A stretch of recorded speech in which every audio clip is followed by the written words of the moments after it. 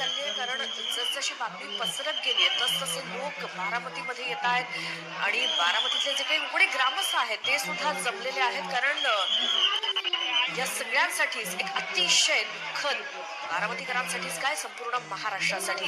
त्यामुळे हे कार्यकर्ते सध्या आक्रोश करतायत, त्यांना भावना अनावर झाले, अश्रू अनावर होत आहेत. हे सगळेजण सध्या बारामती मेडिकल कॉलेजच्या बाहेर आहेत. पवार कुटुंबातले काही सदस्य देखील इथे पोहोचलेले देखील आहेत. कार्यकर्ते अक्षरशः या ठिकाणी भावनाविवश झालेले आहेत. कार्यकर्त्यांसाठी एक दादा असा हा माणूस, आणि सकाळपासूनच कार्यकर्ते दादांच्या मागे या ठिकाणी असायचे. तसंच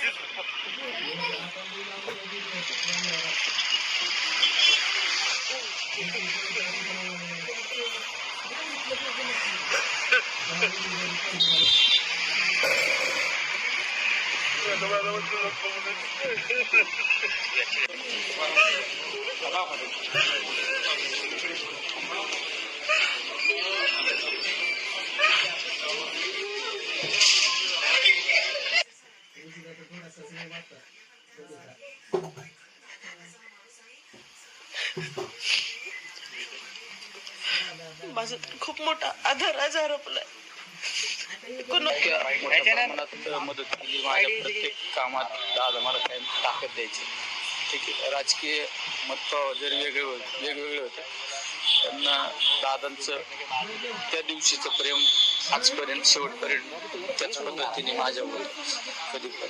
आणि ठीक आहे, मी सुद्धा माझं सुद्धा त्याच पद्धतीने दादांबद्दल आपुलकी प्रेम असायचं, कारण एकदम दिलदार माणूस आणि बाई सर्वसामान्य कार्यकर्त्याला ताकद देणारा माणूस होता. खूप मोठी हानी आहे. आमचं तर नुकसान आहेच, पण अख्ख्या महाराष्ट्राचा, देशाचं नुकसान आहे.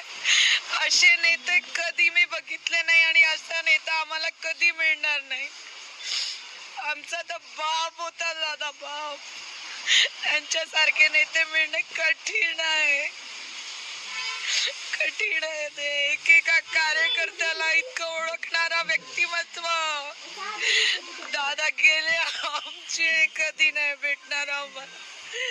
फोनवर फोनवर बोलू शकणारा नेता कार्यकर्त्यांबरोबर एकमेव जर कुणी होता महाराष्ट्रात तर आमचा दादा होता.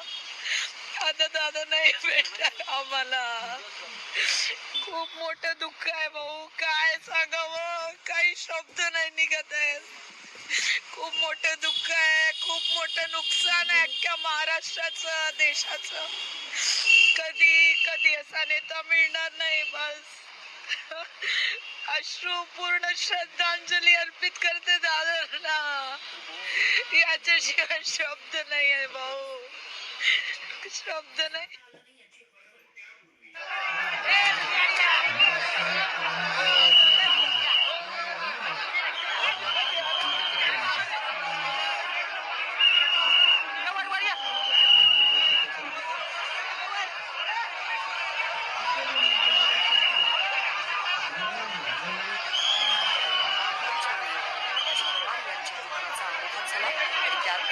सर्वच्या सर्व 6 जणांचा जे कोणी या विमानामध्ये उपस्थित किंवा प्रवास करत नाही, या सर्वांचा मृत्यू झाल्याची बातमी सकाळी 9 वाजता येऊन धडकली आणि मग त्यानंतर संपूर्ण महाराष्ट्र हादरून गेला, हळहळला.